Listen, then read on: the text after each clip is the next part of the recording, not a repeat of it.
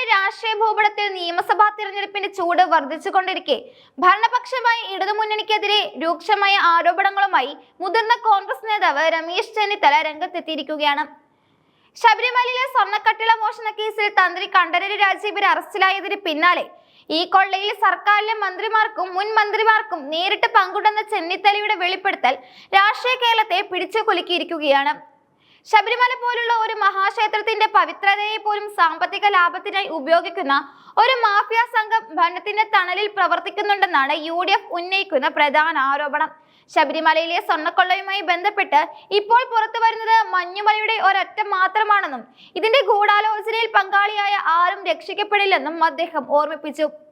ദൈവത്തിന്റെ സ്വത്ത് അപഹരിച്ചവർക്ക് കാലം കാത്തുവെച്ച നീതി നടപ്പിലാക്കുമെന്നും നിയമത്തിന് മുന്നിൽ മന്ത്രിയെന്നോ തന്ത്രിയെന്നോ ഉള്ള വ്യത്യാസമില്ലാതെ എല്ലാവരും ഒരുപോലെ ശിക്ഷിക്കപ്പെടുമെന്നും അദ്ദേഹം വ്യക്തമാക്കി. ശബരിമല കേസിൽ നിലവിൽ ജയിലിൽ കഴിയുന്ന പ്രതികൾക്ക് ഉന്നത രാഷ്ട്രീയ ബന്ധങ്ങൾ ഉണ്ടെന്നും അവരിലൂടെയാണ് മോഷണം പോയ സ്വർണം മറ്റ് പല കേന്ദ്രങ്ങളിലേക്കും എത്തിച്ചതെന്നും കോൺഗ്രസ് ആരോപിക്കുന്നു. വരാനിരിക്കുന്ന നിയമസഭാ തെരഞ്ഞെടുപ്പിൽ UDF 100 സീറ്റുകൾ നേടി അധികാരത്തിൽ തിരിച്ചെത്തുമെന്ന ആത്മവിശ്വാസവും രമേശ് ചെന്നിത്തല പങ്കുവച്ചു.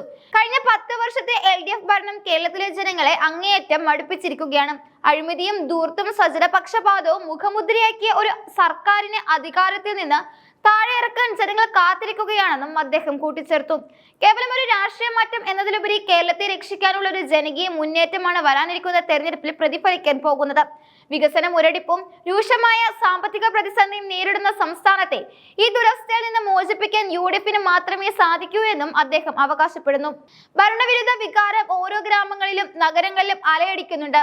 അതിശയിപ്പിക്കുന്ന കാര്യമെന്തെന്നാൽ ഇടതുമുന്നണിക്ക് വോട്ട് ചെയ്തിരുന്ന വലിയൊരു വിഭാഗം കമ്മ്യൂണിസ്റ്റുകാരും ഈ ഗവൺമെന്റ് പോകണമെന്ന് തന്നെയാണ് ആഗ്രഹിക്കുന്നത്. പാർട്ടിയുടെയും സർക്കാരിന്റെയും നയങ്ങളോടുള്ള അതൃപ്തി CPM അണികൾക്കിടയിൽ പോലും ശക്തമാണെന്നും ഇത് തെരഞ്ഞെടുപ്പിൽ പ്രതിഫലിക്കുമെന്നും അദ്ദേഹം നിരീക്ഷിച്ചു. UDF ലക്ഷ്യം വെക്കുന്ന 100 സീറ്റുകളെ പരിഹസിക്കാൻ ശ്രമിച്ച മുഖ്യമന്ത്രി പിണറായി വിജയനെതിരെ ചെന്നിത്തല രൂക്ഷമായ മറുപടിയാണ് നൽകിയത്. UDF 100 സീറ്റുകൾ നേടുമെന്ന് പ്രഖ്യാപിച്ചപ്പോൾ അതിനെ കടത്തിവെട്ടാനായി 110 സീറ്റുകൾ ലഭിക്കുമെന്ന് മുഖ്യമന്ത്രി അവകാശപ്പെടുന്നത് അദ്ദേഹത്തിന്റെ ഭയം മൂലമാണെന്നും അദ്ദേഹം പരിഹസിച്ചു. പരാജയം ഉറപ്പായവരാണ് പലപ്പോഴും ഇത്തരത്തിൽ വലിയ സംഖ്യകൾ വിളിച്ചു പറയാറുള്ളത്. കഴിഞ്ഞ 5 വർഷത്തിനിടയിൽ സർക്കാരിനെതിരെ ഉന്നയിക്കപ്പെട്ട എല്ലാ ആരോപണങ്ങളും ശരിയാണെന്ന് കാലം തെളിയിച്ചതാണ്.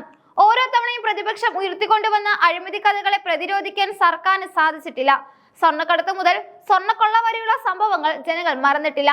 വരാനിരിക്കുന്ന തെരഞ്ഞെടുപ്പ് ഒരു വലിയ പരീക്ഷയാണെങ്കിൽ അതിന് മുന്നോടിയായി നടന്ന എല്ലാ ടെസ്റ്റുകളും തങ്ങൾ ജയിച്ചു കഴിഞ്ഞുവെന്നും അധികാരത്തിലേക്കുള്ള UDFന്റെ മടക്കയാത്ര തടയാൻ ആർക്കും കഴിയില്ലെന്നും അദ്ദേഹം ആവർത്തിച്ചു. കേരളത്തിലെ ജനങ്ങൾ മാറ്റം ആഗ്രഹിക്കുന്നത് വെറും ഒരു രാഷ്ട്രീയ മുദ്രാവാക്യമല്ല, മറിച്ചൊരു യാഥാർത്ഥ്യമാണ്. വിലക്കയറ്റവും തൊഴിലില്ലായ്മയും കൊണ്ട് പൊറുതുമുട്ടിയ സാധാരണക്കാരുടെ ഏക പ്രതീക്ഷ UDF ആണ്. കഴിഞ്ഞ ഭരണകാലത്ത് നടപ്പിലാക്കിയ ജനക്ഷേമപരമായ പദ്ധതികൾ ജനങ്ങൾ ഇപ്പോഴും ഓർക്കുന്നുണ്ട്. എന്നാൽ നിലവിലെ ഗവൺമെന്റ് കേന്ദ്രത്തിൽ നിന്നുള്ള പദ്ധതികളുടെ പേര് മാറ്റി അവതരിപ്പിക്കാനും അഴിമതി നടത്താനും മാത്രമാണ് ശ്രദ്ധിക്കുന്നത്. ശബരിമലയിലെ സ്വർണ്ണക്കൊള്ള കേരളത്തിലെ ഹൈന്ദവ വിശ്വാസികളെ വല്ലാതെ മുറിപ്പെടുത്തിയിട്ടുണ്ട്. ക്ഷേത്രഭരണത്തിൽ രാഷ്ട്രീയ ഇടപെടലുകൾ നടത്തി പവിത്രത തകർത്ത ഇടതുപക്ഷത്തിന് ഭക്തലക്ഷങ്ങൾ ഇത്തവണ വോട്ടിലൂടെ മറുപടി നൽകും. മോഷണം പോയ സ്വർണത്തിന് പിന്നിലെ മന്ത്രിമാരുടെ പങ്ക് പുറത്തു വന്നതോടെ സർക്കാരിന്റെ മുഖം മൂടി പൂർണ്ണമായും അഴിഞ്ഞു വീഴും. അന്വേഷണ ഏജൻസികളെ ഭയപ്പെടുത്തി നിശബ്ദരാക്കാമെന്ന് ആരും കരുതേണ്ട. നിയമം അതിന്റെ വഴിക്ക് പോകുമെന്നും കുറ്റവാളികളെ ജനങ്ങൾ വിചാരണ ചെയ്യുമെന്നും രമേശ് ചെന്നിത്തല കൂട്ടിച്ചേർത്തു.